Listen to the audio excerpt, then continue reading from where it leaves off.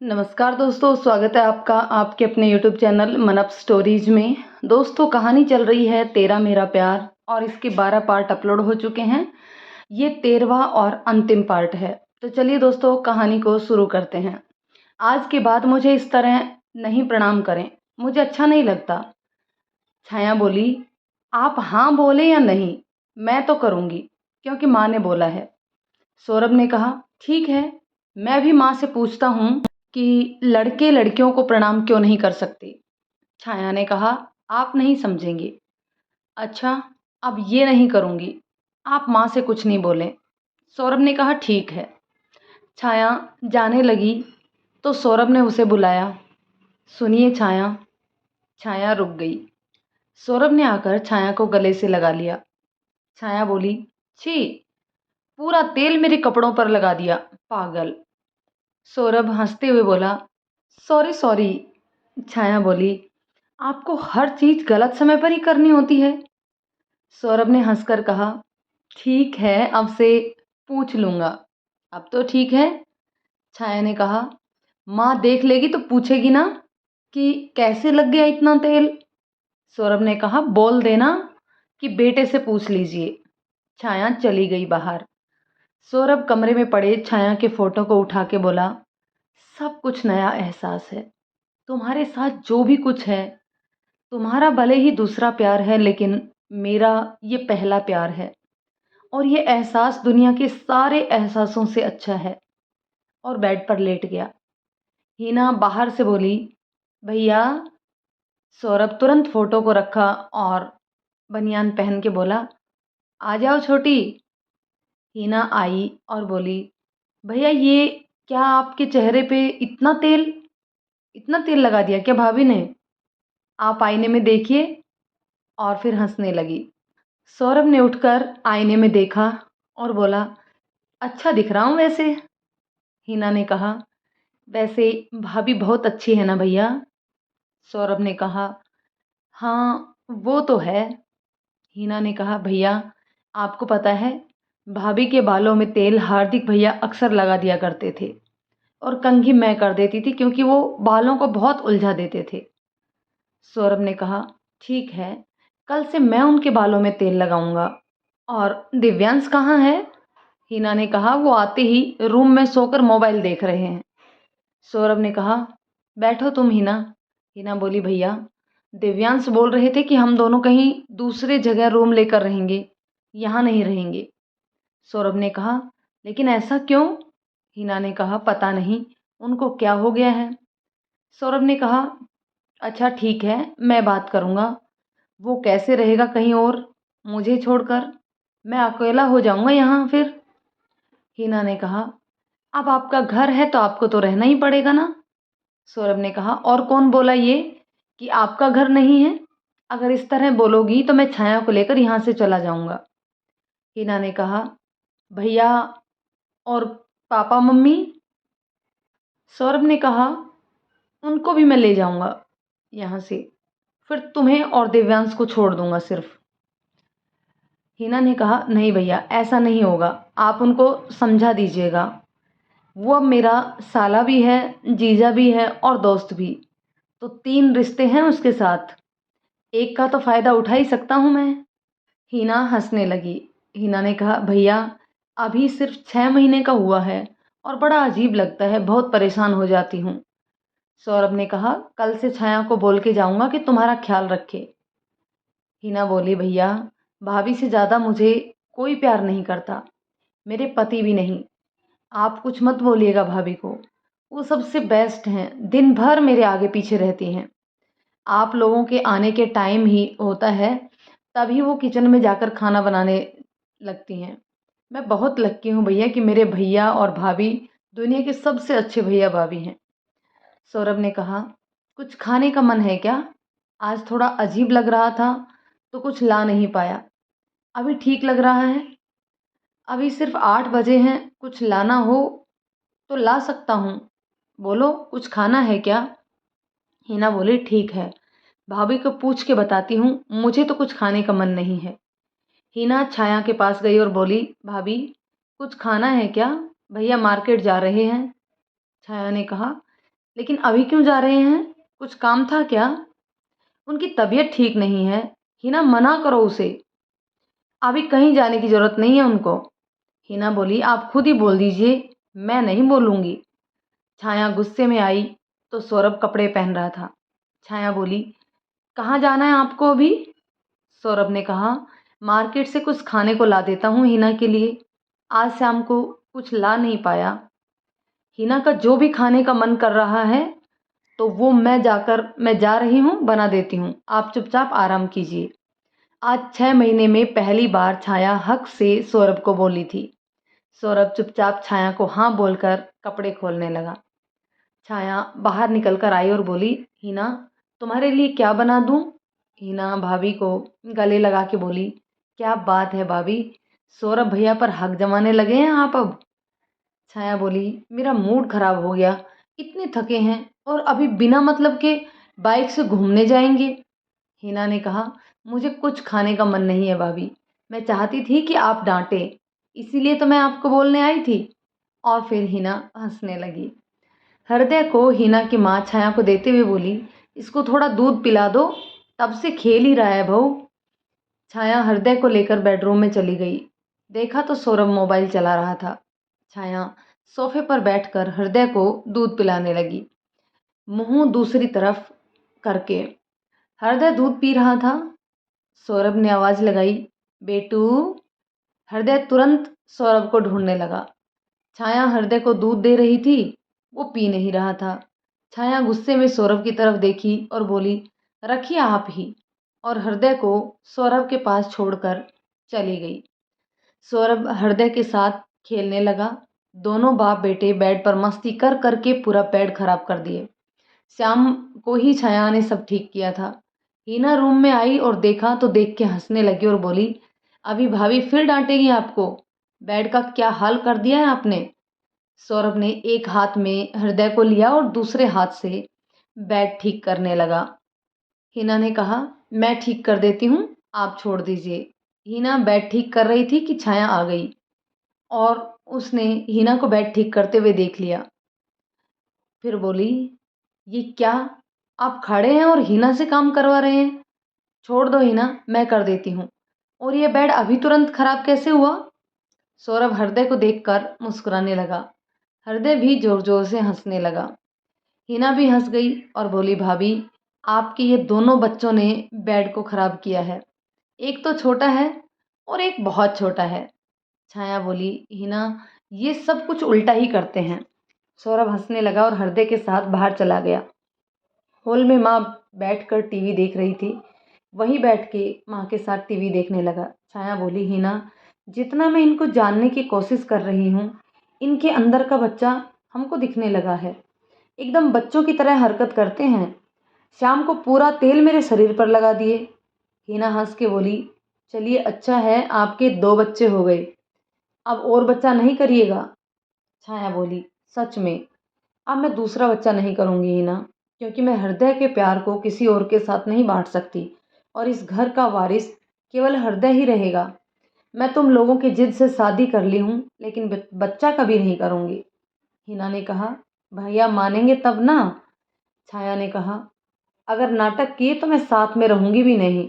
हिना बोली, भाभी, सबका मन होता है कि अपना बच्चा हो, किसी और के बच्चे को अपना नाम कोई नहीं देना चाहता है।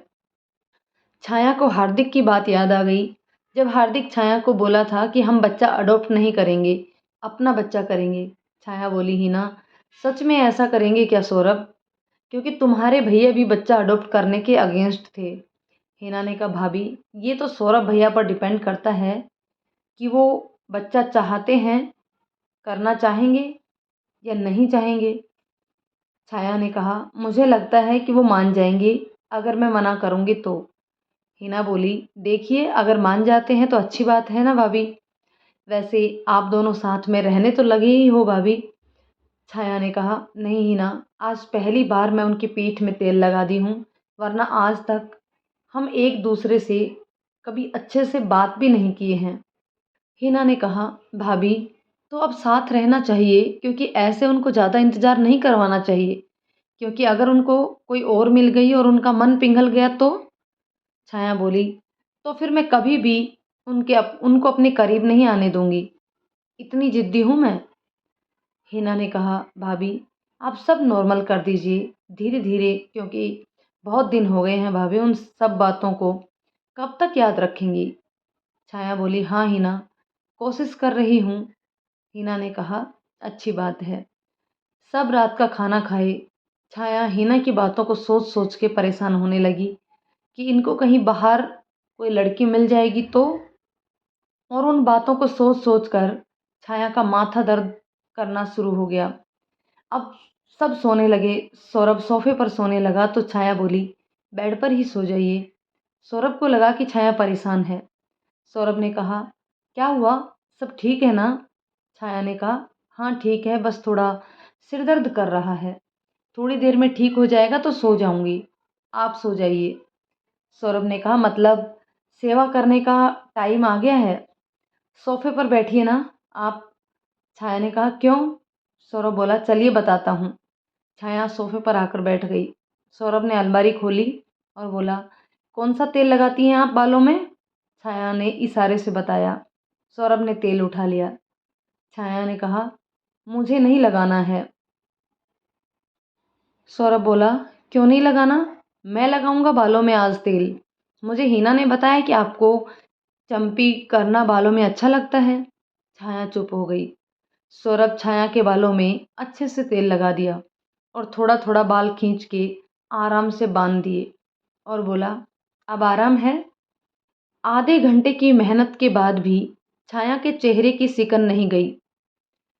सौरभ बोला, क्या हुआ, आप बताइए ना, आप इतना परेशान नजर आ रही हैं। छाया ने कहा, कुछ नहीं, छोड़िए, चलिए नींद आ रही है, सोना है मुझे। सौरभ ने कहा, बिना बताए सो जाएंगी तो शायद मुझे नींद नहीं आएगी। छाया सौरभ के पैरों को पकड़ के बोली, एक बात पूछूं आपसे, बताओगे? सौरभ ने कहा, हाँ पूछिए। छाया ने कहा, आप इतने अच्छे हैं, अगर कल को कोई लड़की आपको पसंद आने लगे और आपको बताए कि वो आपको पसंद करती है तो आप क्या करेंगे? सौरभ ने कहा, ये कैसा सवाल है? मेरी शादी हो चुकी है, मेरा एक बच्चा है, और मैं अब ये सब चीज़ कभी नहीं करूँगा, उसको बताऊँगा। छाया बोली, फिर भी वो पीछे पड़ जाए तो? सौरभ बोला, मैं इतना अच्छा नहीं हूँ, आज तक मेरे साथ ऐसा कुछ भी नहीं हुआ है, और अगर होगा भी तो आपको कॉल कर दूंगा, आप खुद बात कर लीजिएगा उससे। छाया बोली, आप उसकी बात नहीं मानेंगे ना? सौरभ ने कहा, बिल्कुल नहीं मानूंगा। छाया ने कहा, क्यों नहीं मानेंगे? सौरभ ने कहा, मैंने कह दिया ना, मेरी बीवी इतनी अच्छी है और मेरा बच्चा है तो मैं क्यों मानूंगा। छाया बोली, हिना दीदी बोल रही थी कि भैया किसी और के साथ चले जाएंगे तो आप क्या कीजिएगा? और छाया मायूस हो गई। सौरभ छाया के कंधे पर हाथ रखते हुए बोला, मैं आपको अपना सब कुछ मान चुका हूँ प्रिय, और अब ये सब किसी और के साथ नहीं होगा। छाया ने कहा, मुझे तब से चिंता हो रही है, मैं इतना इसीलिए परेशान हूँ। सौरभ ने कहा, आप परेशान ना हो, मैं आपसे बहुत प्यार करता हूँ, और इस उम्मीद से करता हूँ कि आप भी मुझे प्यार करती हैं, बाकी और कुछ नहीं। छाया सौरभ के गले लग गई। सौरभ अवाक रह गया। बोला, ये क्या कर रही हैं आप? छाया ने कहा, हक नहीं है क्या आपको बाहों में भरने का? सौरभ ने कहा, आप शायद डर रही हैं। छाया बोली, जो भी हो, मुझे आपसे दूर अब एक पल भी नहीं रहना है। मैं नहीं चाहती कि आपके दिल में मेरे सिवाय किसी और की छवि बने। सौरभ छाया को आलिंगन में भर लिया।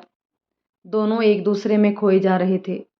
सौरभ के वर्षों का इंतजार और छाया के प्यार की तपीस आज पूर्ण हो गई थी।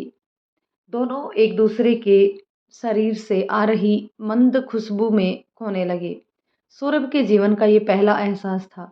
दोस्तों से बहुत सुना था प्यार के किस्से और शारीरिक संबंध के बारे में, लेकिन आज उस सुख को भोग रहा था। दोनों एक दूसरे के प्यार में डूबने लगे। दोनों के होठों के मेल ने मानो दोनों को एक अलग ही दुनिया में ले गई। आज पूरी छाया सौरभ की हो गई थी और सौरभ भी आज छाया का हो जाना चाहता था। सौरभ के प्यार से आज छाया तृप्त हो चुकी थी। दोनों 1 घंटे तक एक दूसरे में खोए रहे। फिर सौरभ उसी सोफे में छाया को बाहों में भरकर सोने लगा। छाया सौरभ के पसीने की खुशबू और मजबूत बाहों में सिर रख के सोने लगी। रात के 2 बजे हृदय के रोने की आवाज़ से छाया की नींद खुली। छाया ने उठना चाहा तो सौरभ ने छाया को बाहों में भर लिया। छाया बोली, आपका बेटा उठ गया है, दूध पिलाना है उसे। सौरभ ने तुरंत छोड़ते हुए कहा, चलिए मैं भी बेड पर ही आता हूँ। छाया हृदय को दूध पिलाने लगी और सौरभ छाया के बगल में आकर सो गया। छाया की कमर में हाथ रखकर आधे घंटे में हृदय सो गया। छाया सौरभ की बाहों में समा गई। सौरभ की नींद खुल गई थी। सौरभ फिर से प्यार जताने लगा। छाया बोली, मुझे और बच्चा नहीं करना है सौरभ जी, मैं सिर्फ हृदय की ही माँ बनकर रहना चाहती हूँ। सौरभ ने कहा, जैसी आपकी मर्जी, मैं इस चीज़ का ख्याल रखूँगा। छाया बोली, अभी दिक्कत नहीं है और कुछ दिन में मैं ऑपरेशन करवाने की सोच रही हूँ। सौरभ ने कहा, आप मत करवाओ ऑपरेशन, मैं नसबंदी करवा लूँगा। छाया बोली, सच में? सौरभ ने मुस्कुराते हुए कहा, हाँ जी, आप और हृदय से बढ़कर मेरे लिए कुछ नहीं। हृदय मेरे एक आवाज़ पर मेरे पास आ जाता है, इससे ज़्यादा प्यार और क्या चाहिए। और मैं आपको तकलीफ़ में नहीं देख सकता हूँ, इसलिए मैं खुद नसबंदी करवा लूँगा, इसमें ज़्यादा परेशानी नहीं है। छाया बोली, सच में आप हार्दिक के ही दूसरे रूप हैं, वो भी मुझे एकदम हर बात पर सपोर्ट करते थे। सौरभ ने कहा, आप इतनी अच्छी हैं कि सपोर्ट करना तो बनता ही है ना। दोनों इस तरह सुबह कर दिए एक दूसरे की बाहों में। सौरभ की पहली रात का असर सुबह दिखा। पूरा शरीर दर्द कर रहा था और सौरभ को बुखार आ गया। छाया डर गई कि कहीं ज़्यादा तबीयत खराब ना हो जाए। दिव्यांश साथ जाकर डॉक्टर को दिखा लाए। छाया सौरभ को देखकर डर रही थी और सौरभ छाया को देखकर मुस्कुरा रहा था। छाया बोली, आपकी तबीयत खराब है और आप हंस रहे हैं। सौरभ ने कहा, आज दिन भर रूम में रहना है मुझे। छाया बोली, चुपचाप रहिए, तबीयत ठीक हो जाए आपकी फिर मैं बात करूंगी आपसे। सौरभ ने कहा, तबीयत जिस चीज़ से खराब हुई है उसी से ही ठीक होगी, टाइम मिले तो रूम में आ जाइए। छाया बोली, मैं ऐसा कुछ भी नहीं करने वाली हूँ। सौरभ ने कहा, प्लीज़ एक बार। छाया ने कहा, नहीं प्लीज़ सौरभ, मुझे आपको स्वस्थ और मजबूत देखना है, इस तरह से जिद ना करें। सौरभ ने कहा, ठीक है, आप मुझे अपनी गोद में कुछ देर के लिए सुला लें, आपका स्पर्श ही दवा का काम करेगा। छाया ने कहा, ठीक है, मैं काम करके आती हूँ। और छाया काम करने के बाद हृदय को हिना के पास छोड़कर रूम में आकर सौरभ को गोद में सुलाकर बाल सहलाने लगी। सौरभ मानो आसमान में उड़ रहा था, इतना खुश था ये सब पाकर। तबीयत एक दिन में ही ठीक हो गई। अब दोनों की ज़िंदगी चलने लगी। हृदय 1 साल का होने वाला था। हिना को एक प्यारी सी बेटी हुई। घर में सब बहुत खुश थे। हृदय बड़ा हो रहा था तो छाया की सास छाया को दूसरा बच्चा करने के लिए बोली तो सौरभ ने कहा, माँ मैं नसबंदी करवाना चाहता हूँ क्योंकि अब और बच्चे नहीं करने हैं हमें। सब सोच में पड़ गए कि सौरभ कैसे इतना सब कुछ मान गया। सौरभ ने नसबंदी करवा ली। छाया दिव्यांश को बोल दी कि जितना मेरा हक है उतना ही हिना दीदी का हक है, इसलिए हम दोनों हमेशा यहीं रहेंगे। हिना और छाया की जोड़ी ननद भाभी की कम और सहेलियों की ज़्यादा थी। सौरभ अपने परिवार से बेइंतहा प्यार करता था। उसे प्यार की खुशी में ही अपनी खुशी नज़र आती थी। सौरभ भले ही ज्ञानेश्वर जी का अपना बेटा नहीं था, लेकिन ज्ञानेश्वर जी के अपने बेटे से भी कहीं ज़्यादा सेवा किया करता था।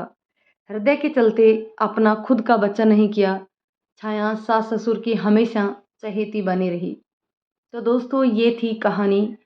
कहानी पूरी कैसी लगी कमेंट करके ज़रूर बताइएगा। यदि कहानी पसंद आई तो इसे लाइक शेयर कीजिए। चैनल पर अगर नए हैं तो प्लीज़ चैनल को सब्सक्राइब ज़रूर कर लें।